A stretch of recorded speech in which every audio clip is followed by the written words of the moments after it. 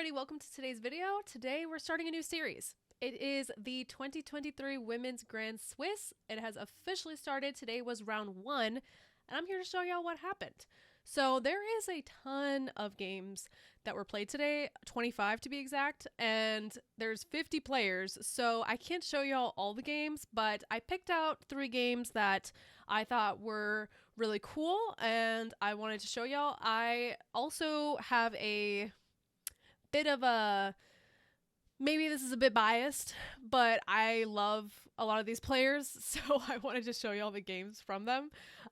If you have any players that you want to see specifically being shown, just drop a comment and I can try and make sure that I try and cover their games. With that being said, this is a 11 round tournament, which is kind of grueling. That's a lot of chess. But I'm going to be taking y'all through it for the next 2 weeks. The time control for the event is 90 minutes to make the first 40 moves, and then each player gets an extra 30 minutes to make the rest of your moves, and you get 30 seconds bonus time per move starting from move 1. So not a ton of time compared to the Open. The Open, they get more time. I'm not sure why they switched that for the women.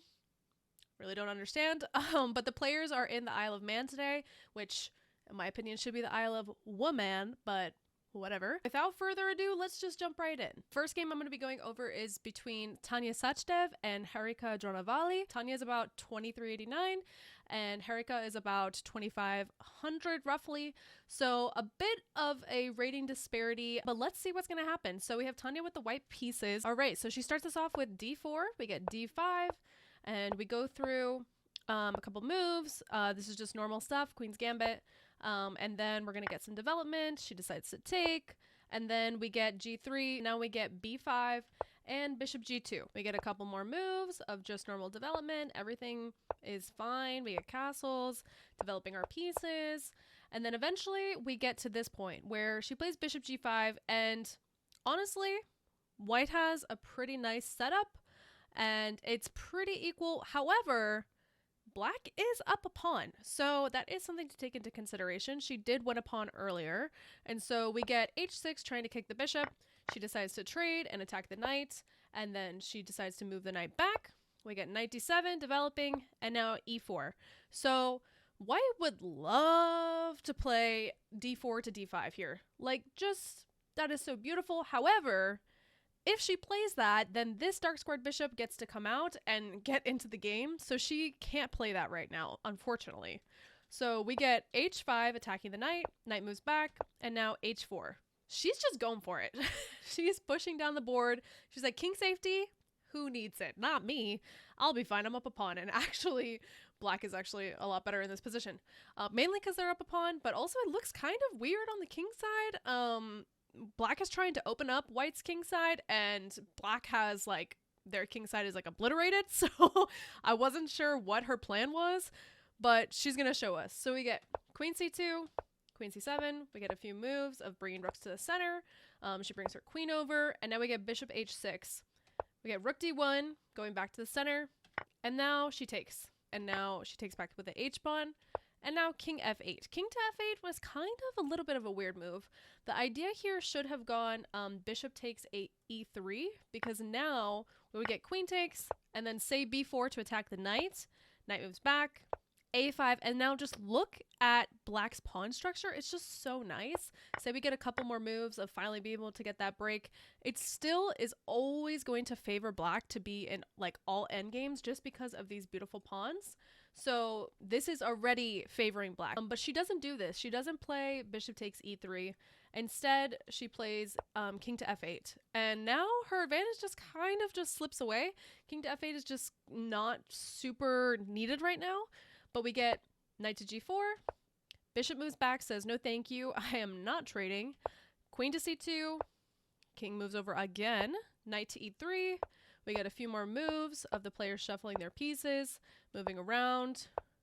And then we finally get the break of d5. We get c takes, e takes, and now f5.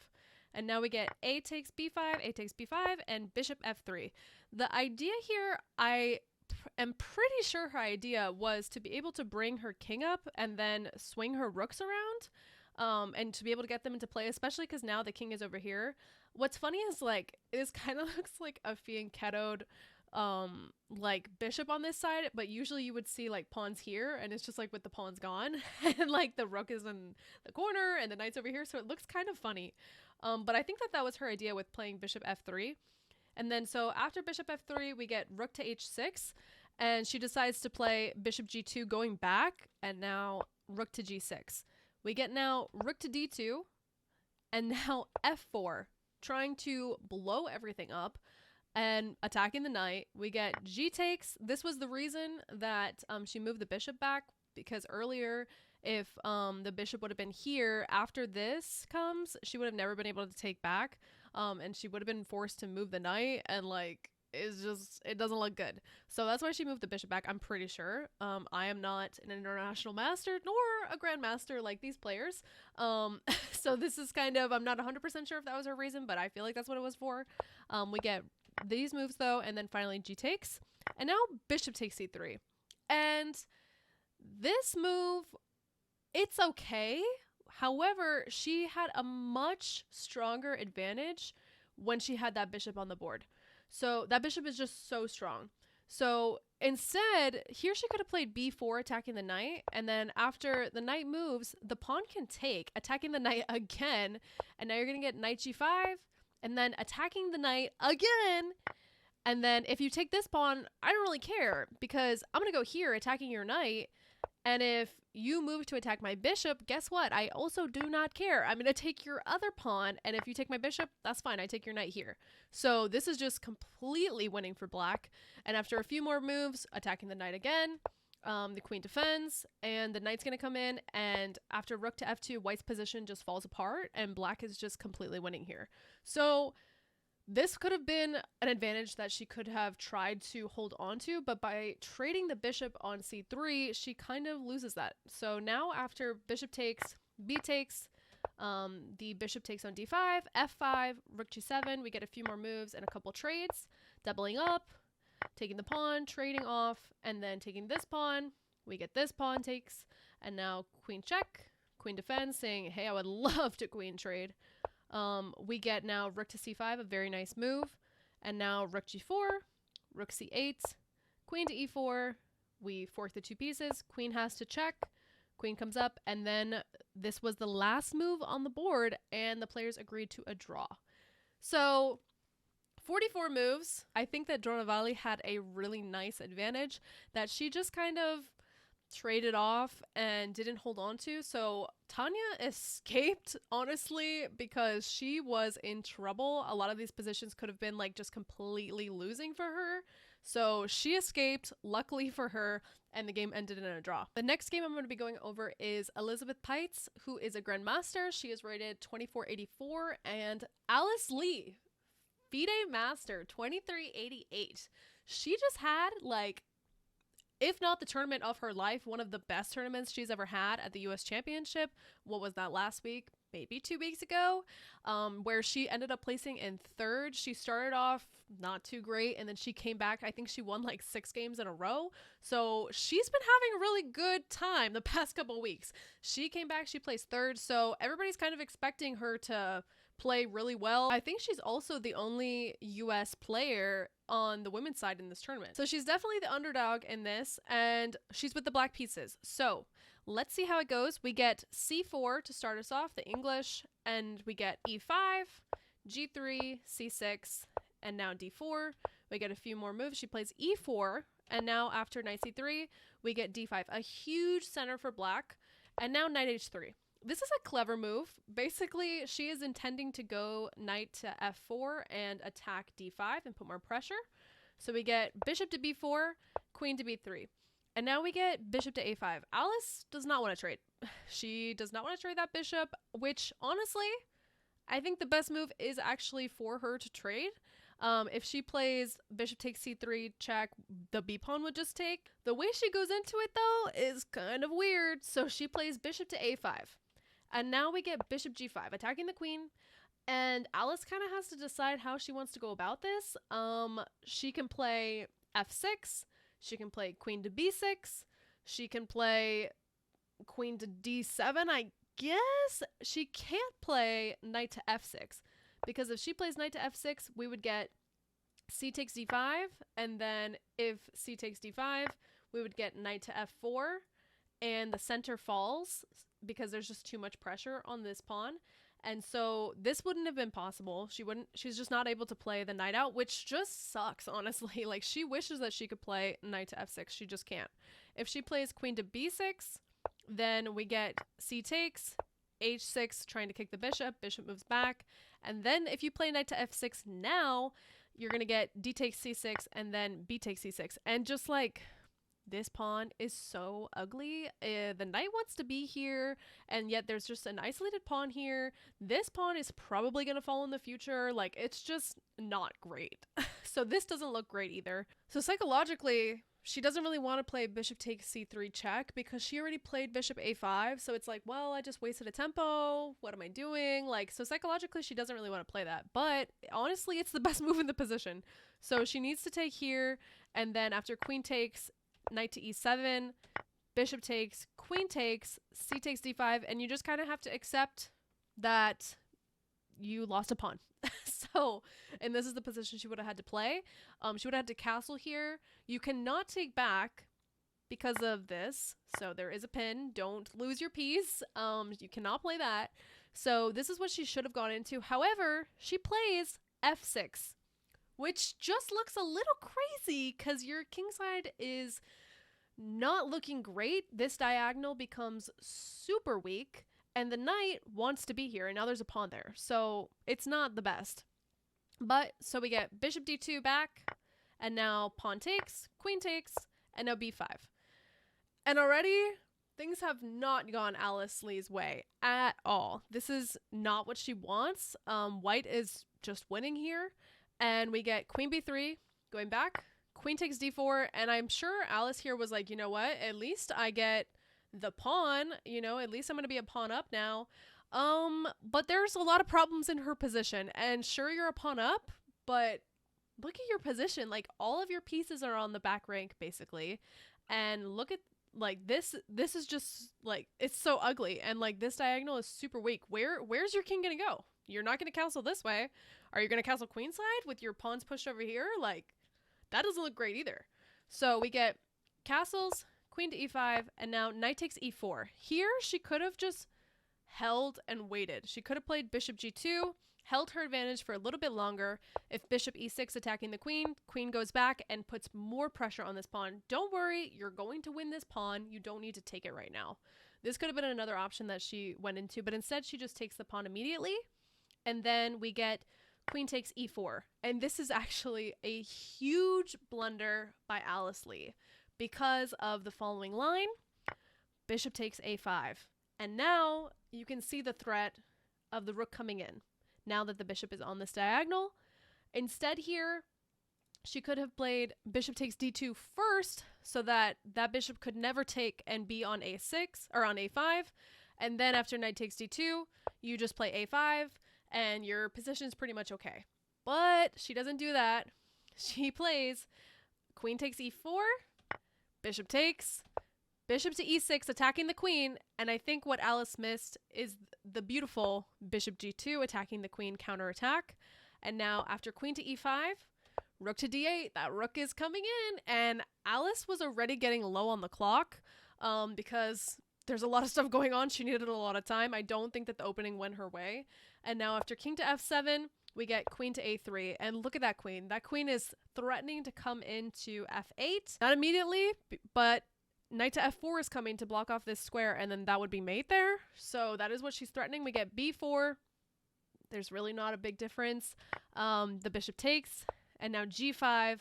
And there was just, I believe, around 2 minutes left for Alice. Here she spent around, I think, 13 minutes on b4. I think she realized that it just was not great for her.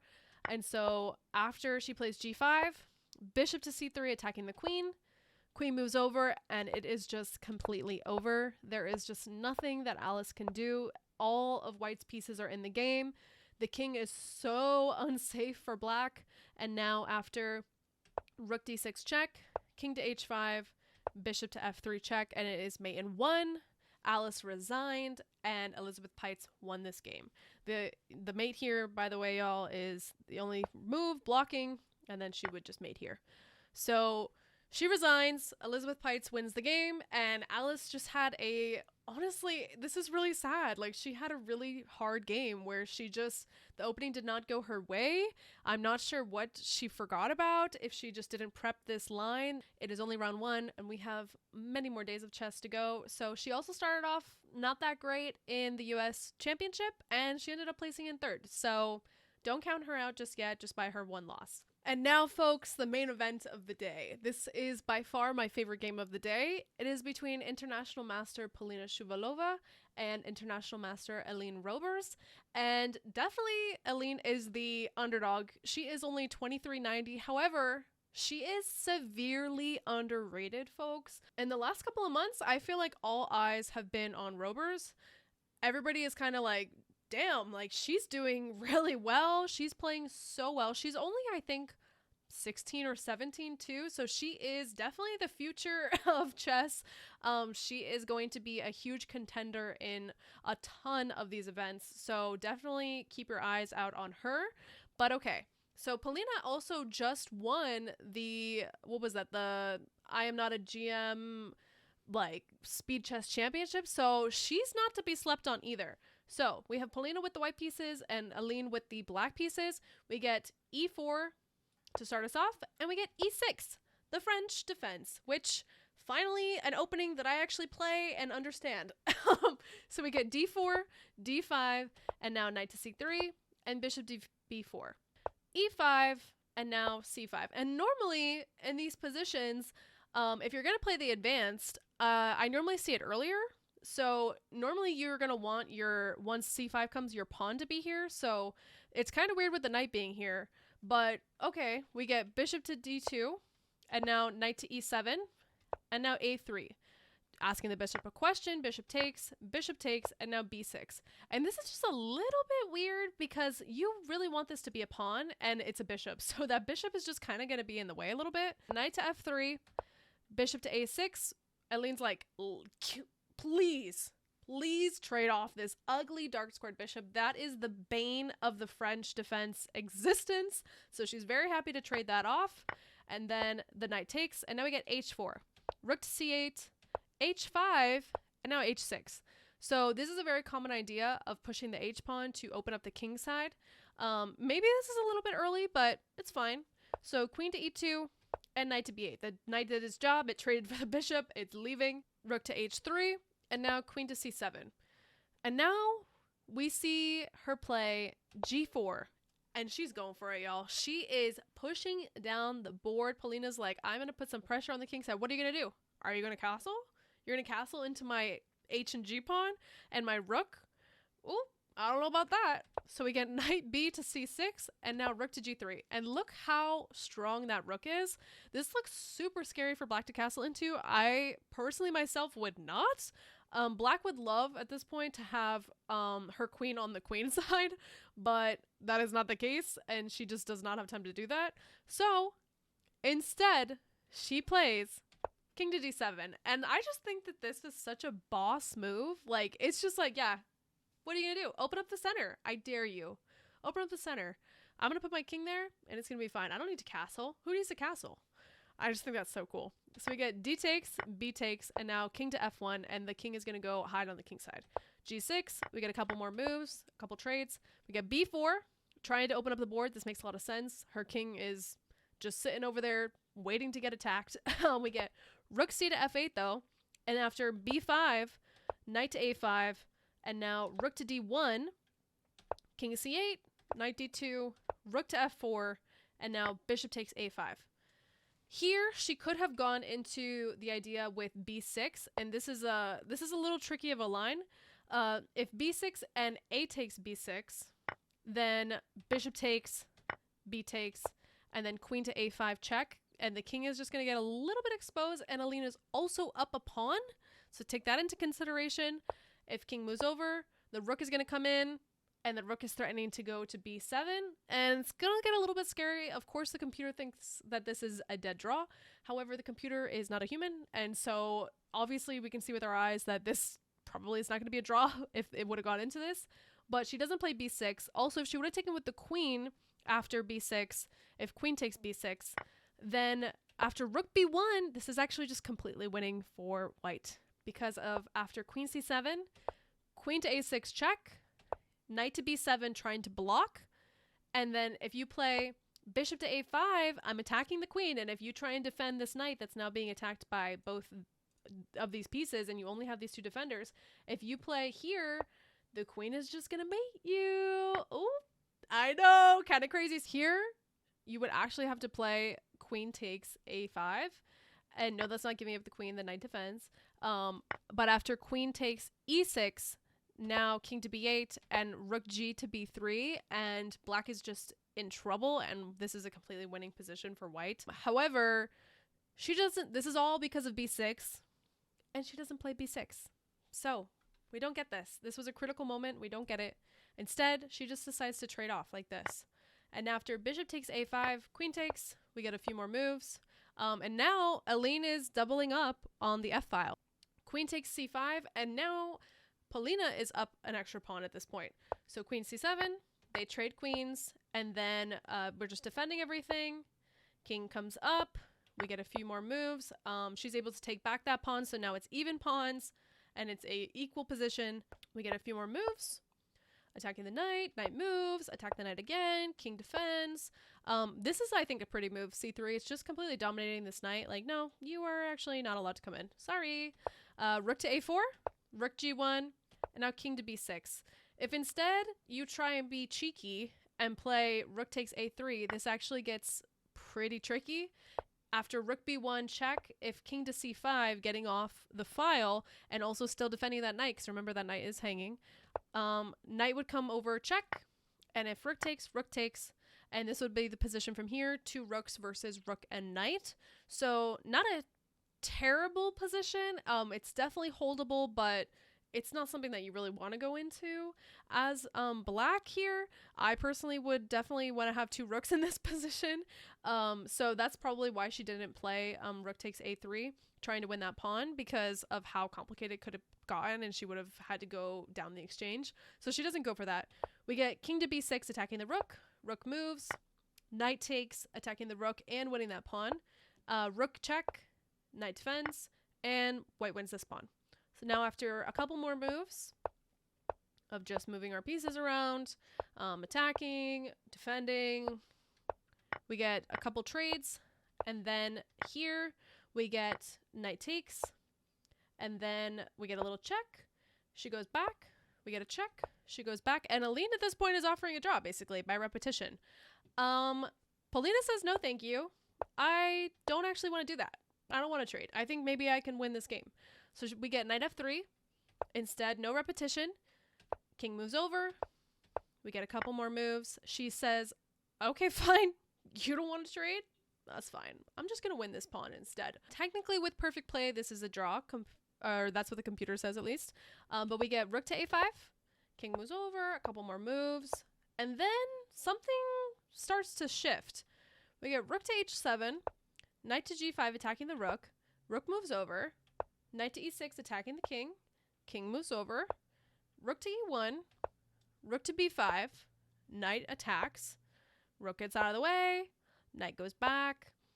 Rook moves out of the way. Knight goes back. Oh, are we going to get a repetition? No, no repetition. Do you want to trade rooks? No? You're going to pin yourself? So Aline's probably really happy to see this. She's like, okay, you're going to self-pin. Like, that's fine. She moves her rook over. We got a check. Knight defends. And then rook moves up. And then here we get rook c4 saying, you know, that's fine. Like, it's not a big deal. Like, I'm going to let you unpin yourself if you'd like. But we get king to f2. We get rook to e6. And then she moves the knight. And then we get rook c8. And now knight to b5. This is a threat of this, so don't blunder that. She moves her rook, offering a trade. No trade, but I'm going to check you, and I'm going to self-pin myself again. So it's kind of a little bit weird. Now we get king to b8. It's not hopeless, though. It's just a little bit weird. And now we get rook to a3. And now this is a bit of a beautiful move. Aline finds a really pretty move. Also, Paulina had like literally no time left. I think she had like 30 seconds at some point. Like she just like had no time, was playing moves with like 1 second on the clock. She had no time. So she plays rook to a3 with like no time on the board. And then we get rook to e8. And basically she's threatening to move her rook over to d8 and win the knight. If instead she tries to win this immediately, this actually does not work because of rook to g8 check, and now white has the initiative. And if you try and hide your king on king to c7, this is actually a huge mistake. It's literally mate in two. Like, literally, you just get mated, and I think that that's just, like, crazy. Like, the game can just go one way completely out of nowhere, so definitely never give up, never resign. But that's only if she would have played king to c7. If she doesn't play king to c7 and she just defends, then she would have had to go into this and be down the exchange, but at least she's not, you know, getting mated. So it easily could have gone the wrong way, but that's why she doesn't play rook to d7 immediately. That's why she plays rook to e8. And now, after rook to e8, if you take, I'm going to take your rook. So she doesn't really want to do that and also be up this pawn. So we don't see this. Instead, we get, she just moves out of the way. She just plays rook to g7 instead and just gives up the piece. So I think what she missed is after, because she had no time. I think she missed because now after rook takes d6, rook a to a7, we get a check. And now the king is forced to go to the g file, and she forces an exchange of rooks. And then after this, it's just, because even if here, if she would have taken this way, then king could have taken like this, and this is just completely winning for black. So we get now king to f3. She exchanges, and then she goes to attack the c pawn. And if the c pawn and the d pawn were not on the board, this would most likely be a draw. But because of the potential of this passed pawn, or it's going to be a passed pawn because the rook is about to take it, it's just completely winning for Aline. And Polina Shuvalova resigned in this position, and Aline Roberts gets the point. So yeah, with that being said, that was 3 of the rounds. We had 2 decisive results and also a draw. And then these are the rest of the games that happened today. Lots of exciting chess, lots of decisive results, still a lot of draws. This is still round 1. I'm going to scroll down. If y'all want to see a specific game and see who won, feel free to pause. But yeah, that was today. Crazy matches by some of these players. We've had some upsets. And we shall see what the rest of this tournament brings. Reminder, the top 2 players go to the candidates. So these players are fighting. They all want those 2 top slots, and we'll see who's going to get them. I hope you guys enjoyed today's recap and have a wonderful rest of your day. Bye.